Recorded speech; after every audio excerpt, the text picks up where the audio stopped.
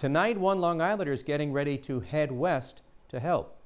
News 12's Tama Ponton live in the Red Cross in Mineola with more on that. And Tama, this is more than just about getting supplies to the folks in need, right?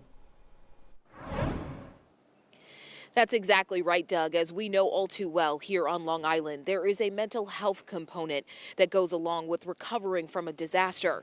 And the Red Cross volunteer we spoke with says helping people to navigate the stress and trauma that comes along with that is just as important as helping them to clean up and rebuild. As soon as I saw what they're faced with out there, I just felt I had to go and help out any way I can.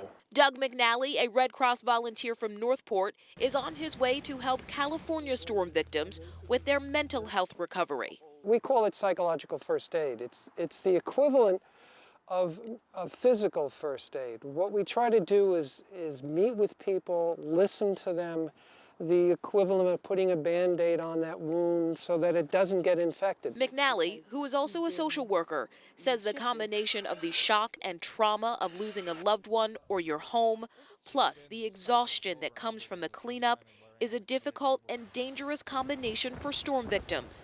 And here in California, where at least 17 people have died from the series of storms that have battered much of the state, people say they are on edge. The back-to-back. And heavy rains, the nonstop. It'd be nice if we could have like a few days in between. McNally says the key pillars of support he'll provide are listening to people, talking with them, and working to connect them with the services they need.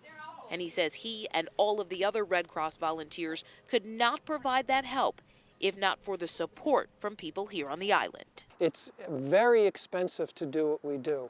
95% of the staff are volunteers, but we need Long Islanders' support so that we can pay for the services.